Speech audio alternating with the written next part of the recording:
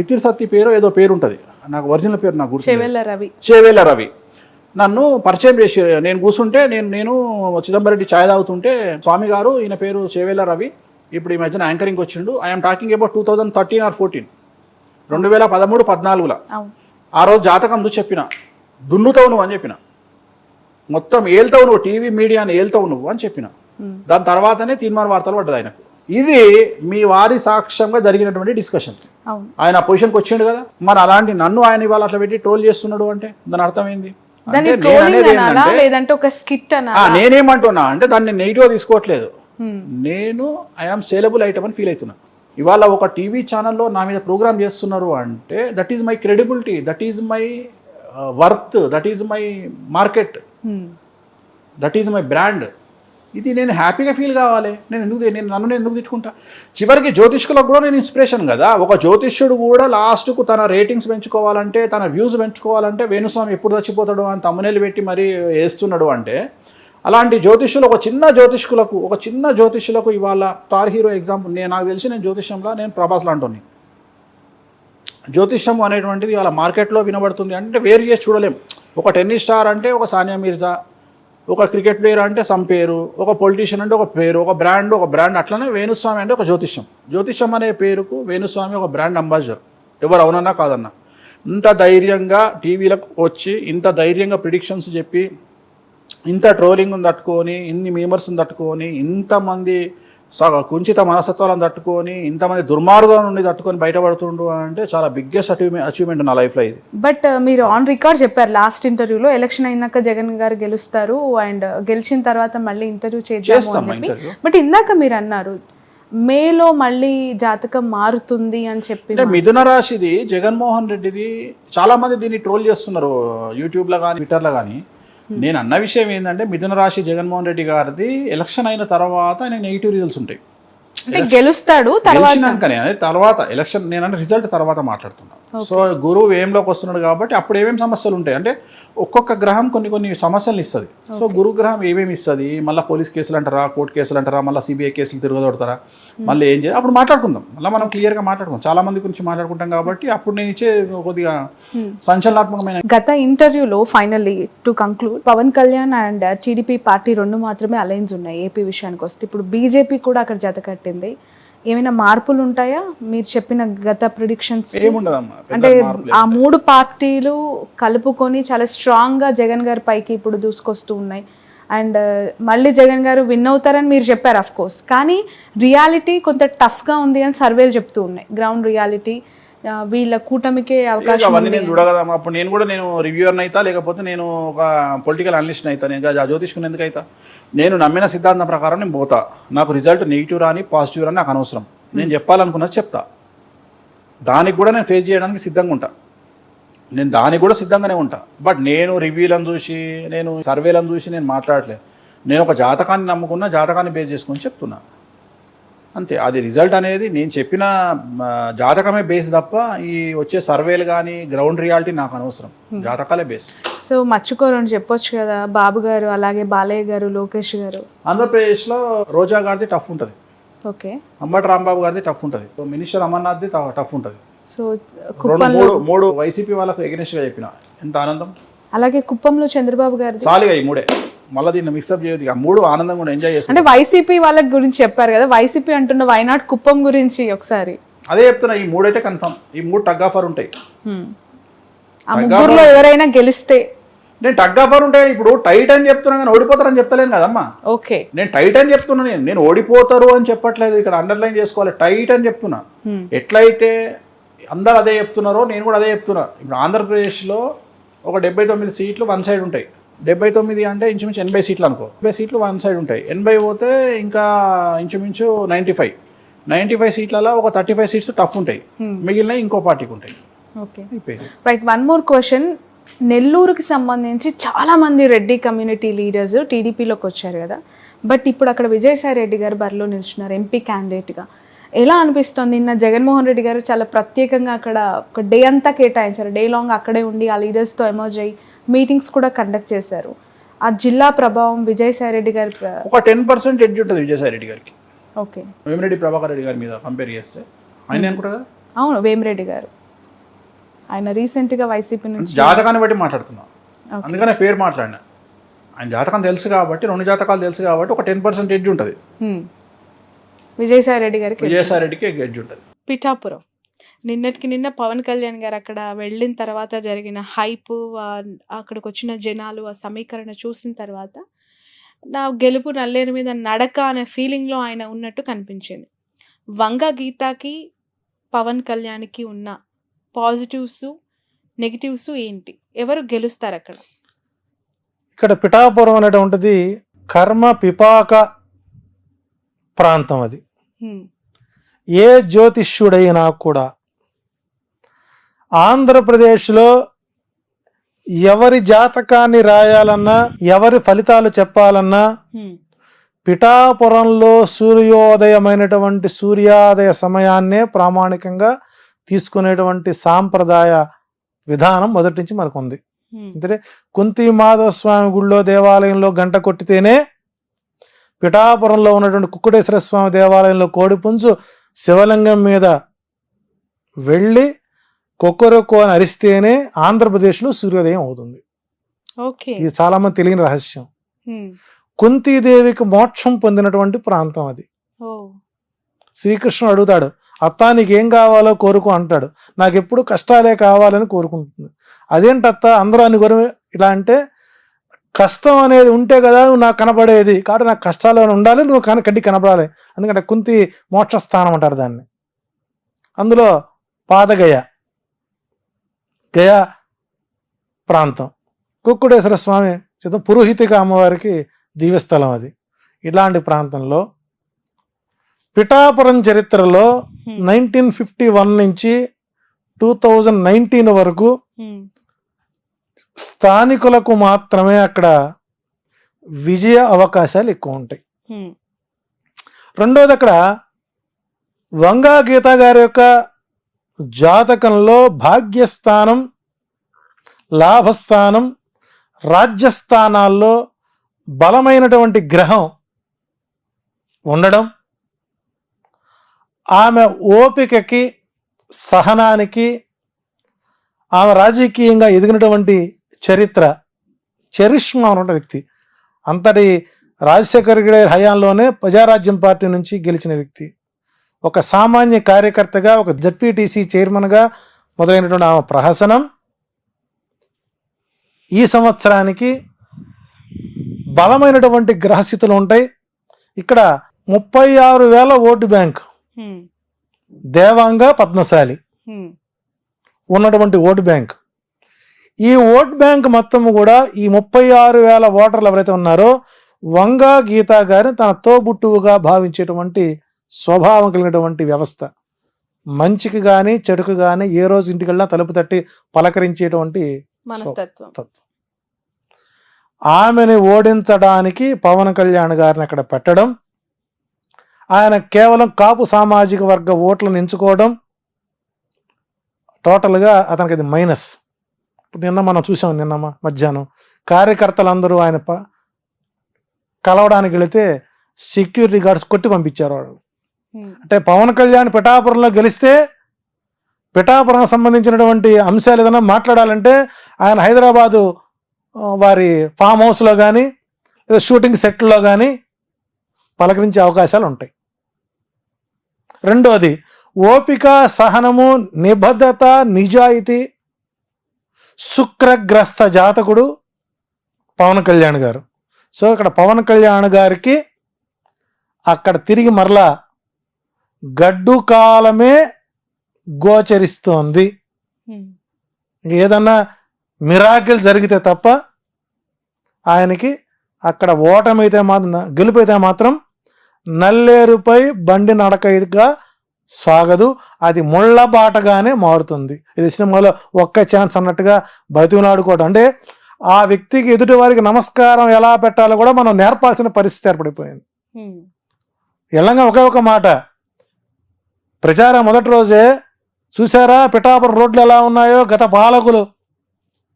మరి అంతకుముందు వర్మగారి పరిపాలన చేశారు, పెండం దొరబాబు పనిచేశాడు, చేశారు కదా.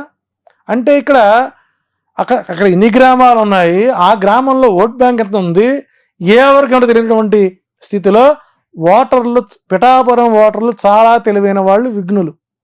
కాబట్టి పవన్ కళ్యాణ్ గెలిపించుకొని సినిమా షూటింగ్ల కోసం తిరగాల్సిన అగస్త్యం రాకూడదు అనుకునే వాళ్ళందరూ కూడా వైసీపీకే ఓటేసే అవకాశాలు ఉంటాయి.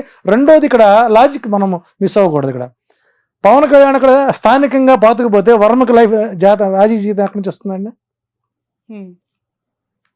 కాబట్టి ఇక్కడ పవన్ కళ్యాణ్ ఓడించడానికి తెలుగుదేశం పార్టీ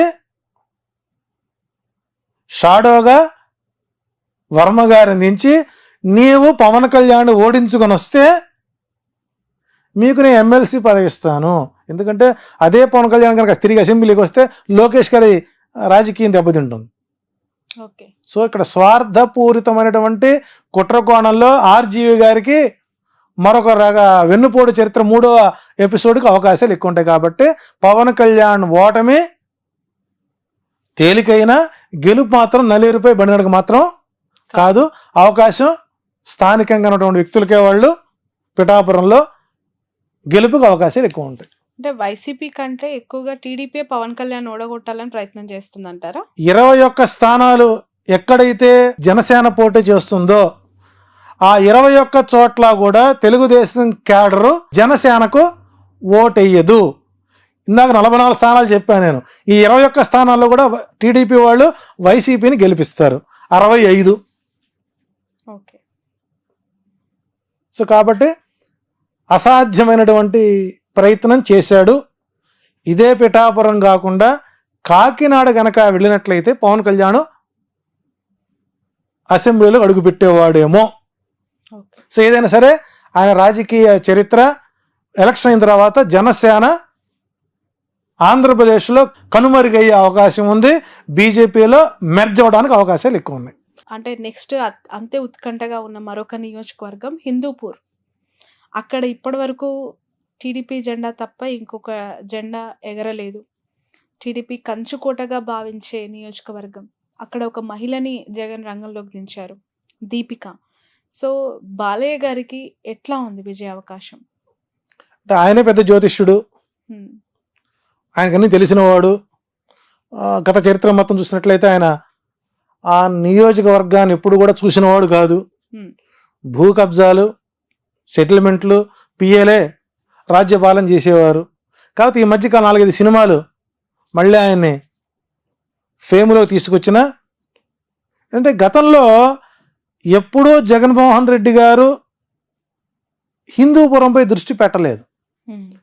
కారణం ఏంటంటే ఇప్పటికి కూడా బాలకృష్ణ ఫ్యాన్స్ అసోసియేషన్కి జగన్మోహన్ రెడ్డి గారు కడప జిల్లాకి ప్రెసిడెంట్కి రాజీనామా చేయలేదు దానికి. ఓకే. సో ఆయన ఎప్పుడు కూడా బాలకృష్ణ గారిని ఎప్పుడు ఒక మాట అన్నారు అసెంబ్లీలో కూడా. మధ్యలో కొన్ని మాటలు అన్నారు చివరిలో.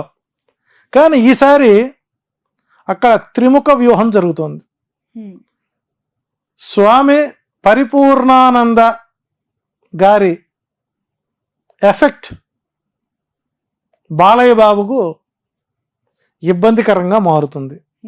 సో కాబట్టి ఈసారి హిందూపురం నియోజకవర్గంలో ఉన్నటువంటి వ్యక్తులు తన్నులు తినకుండా, కొట్టించుకోకుండా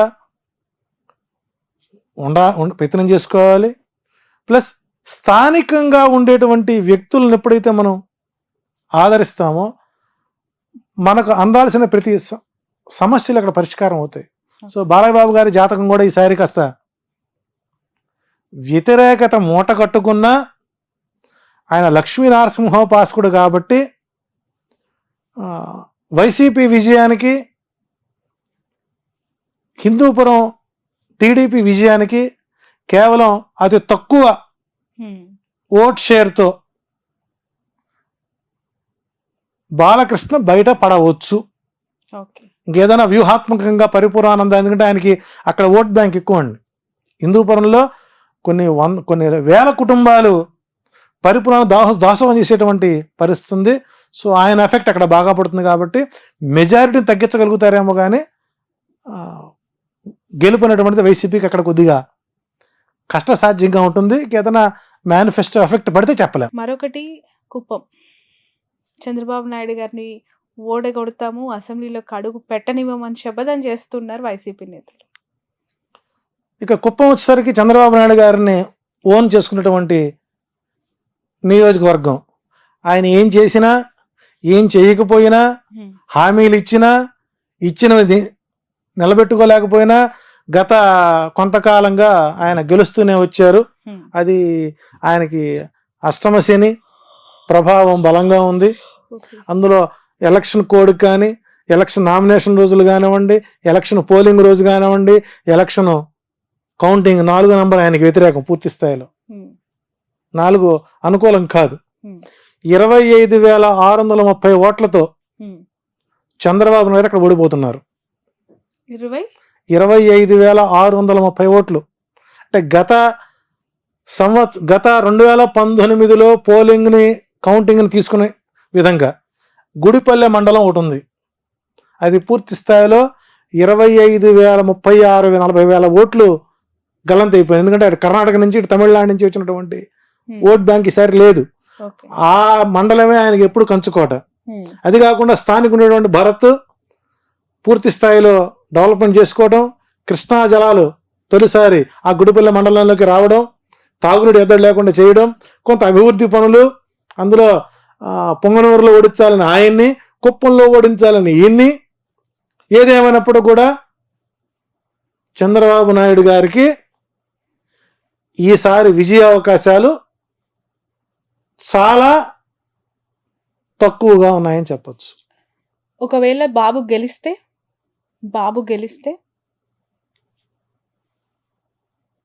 ఇక గ్రహ ఫలితాలు కూడా మనం తప్పని చెప్పుకోవాలి. ఇంకా అంటే ఇక ధర్మం ఉన్నటువంటిది కలియుగంలో లేదనుకోవాలి, ఇక ఆ ప్రాంతంలో లేదనుకోవాలి. ఎందుకంటే మీరు ఫిగర్ తో పాటు చెప్తున్నారు 100% అండి. 26,000 మీరు ఏ సర్వే సంస్థలైనా చూసుకోండి. నాకంటే తోపులు తురుంకాళ్ళు ఉన్నారు జ్యోతిష్యం, చాలా సామాన్యం జ్యోతిష్యంలో. నాకంటే మేధావులు ఉన్నారు, వాళ్ళు ఇంటర్వ్యూ చేయండి. కుప్పం ఓడిపోతుందా లేదా అనేది ఒకే ప్రశ్న. సింగిల్ వాడు చెప్పాడు ఓడిపోతాడు. ఓకే, ఇది మీ ఛాలెంజ్. రైట్. నెక్స్ట్ నగరి విషయానికి వద్దాం. రోజా గారు అక్కడ పోటీ చేస్తారు, ఆమె గెలుపు అవకాశాలు ఎలా ఉన్నాయి? సో ఇక్కడ ఇక నగరి వచ్చేసరికి ఆమె జాతకం మొట్టమొదటిసారిగా నేమాని భాస్కర్ గారు నా చేత రాయించారండి. సుమారు 500 పేజీలు నిశితంగా పిన్ టు పిన్ రాసి వారికి నేను ఎక్స్ప్లెయిన్ చేయడం జరిగింది. నాతో కొంతకాలం మింగిలై ప్రతి విషయానికి ఇలా చేయండి ఇలా చేయండి సూచనలు ఇస్తూ ఉన్నాం. సరే, ఎమ్మెల్యే అయిన తర్వాత వారి యాటిట్యూడ్ మార్చుకున్నారు. సో ఇబ్బందుల్లో ఆదుకున్నాం, సుఖాల్లో హ్యాపీగా ఉన్నారు. జబర్దస్త్ ద్వారా ఏదో సంపాదించుకున్నారు. కానీ నియోజకవర్గానికి దూరంగా ఉంటారు. నియోజకవర్గంలో నాకు అసమ్మతి గళం పెరుగుతుంది. చిత్తూరు జిల్లా ప్రధాన నాయకులతో ఈమెకి కొద్దిగా ఇబ్బందికరంగా ఉంటాం. రెండోది ఓవర్ కాన్ఫిడెన్స్. దైవ బలం కూడా ఓవర్ కాన్ఫిడెన్స్ ముందు పనిచేయదు. సో ఈసారి నగరిలో ఆమె ఓటమికే గ్రహస్థితులు బలంగా ఉంటాయి. సో ఈసారి అక్కడ కొద్దిగా ఆమెకు ఎదురుగాలి వీచే అవకాశాలు ఉన్నాయి. ఏదన్నా చేసిన పూజలు పునస్కారాలు ఏదన్నా ఫలిస్తే అప్పట్లాగానే 1200 ఓట్లతోనో 2000 ఓట్లతోనో గెలిచే అవకాశం ఉంటుంది. ఇంత చరిష్మాలో కూడా ఆమె గెలవకపోతే ఇంకా ఆమె అంత దురదృష్టంగా మనం లేరచ్చు. నా అంచనా ప్రకారం నగరిలో రోజా ఓటమి ఖాయమైంది. ఇక 40 రోజులు టైం ఉంది కాబట్టి దానికి సంబంధించినటువంటి కార్యాచరణ చేసుకుని దైవబలాన్ని పెంచుకుంటూ చేసిన తప్పులకి వాగిన వాగుడికి ఆత్మ పరిశీలన చేసుకుంటే గెలిచే అవకాశాలు ఉంటాయి. లేని పక్షంలో వైసీపీ అకౌంట్లో చిత్తూరు జిల్లాలో ఆ సీటు చేరే అవకాశం ఎక్కువగా ఉంది. రైట్. మరొకరు లోకేష్, వాళ్ళ తండ్రి గురించి చెప్పారు, మామయ్య గురించి చెప్పారు. కుమారుడు లోకేష్ పరిస్థితి ఏంటి మంగళగిరిలో? అంటే ఇక్కడ లోకేష్ గారి జాతక ప్రభావంలో ఒక ప్రధానమైన ప్లానెట్, రాజయోగాన్ని ఇచ్చేటువంటి ప్రధానమైనటువంటి గ్రహస్థితి ఏదైతే ఉందో అది పూర్తి స్థాయిలో 35% మాత్రమే అతను సపోర్ట్ చేస్తుంది. కారణం ఏంటంటే పూర్తి స్థాయిలో ఆ నియోజకవర్గం మీద పట్టు లేకపోవడం. ఓకే. నేను ఉండేది మంగళగిరిలోనే కాబట్టి మేము లోకల్గా ఉన్నటువంటి అబ్జర్వేషన్ చేస్తుంటాను. గతంలో ఆళ్లరామకృష్ణారెడ్డికి అంత స్వీప్లో కూడా మంగళగిరిలో ఓట్ బ్యాంకు ఆయనకి లేకుండా పోయింది. అతనికి ఏమొచ్చింది సరే పెదవట్లపూడి, దుగ్గిరాల, నందివేలుగు ఆ మండలాలు, కొంత పొన్నూరులో కొన్ని కలుస్తాయి. వాటిలో నెగ్గుకుని బయటకు వచ్చారు. ఆ తర్వాత గెలిచాడు. ఆ తర్వాత మళ్ళీ మార్చారు, గంజి చిరంజీవికి ఇచ్చారు. గంజి చిరంజీవి టైట్ ఫైట్ జరిగింది. ఇప్పుడు అక్కడ పద్మశాలి ఓట్ బ్యాంక్ కీలకం. సుమారు 1,12,000 ఓట్లు పైన వాళ్ళవి ఉన్నాయి. రెండోది రాజకీయ నేపథ్యం ఉన్నటువంటి కుటుంబం. అటు మురుగుడు వారి ఎమ్మెల్సీ గారి కోడలు ప్లస్ కాండ్ర కమల యొక్క కూతురు ఎడ్యుకేటెడ్, స్థానికంగా అందుబాటులో ఉంటారు. సో అక్కడ పద్మశాలి దేవాంగ ఓట్లు కీలకం. ఎప్పుడు అది సిపిఐ సిపిఎం కంచుకోటది.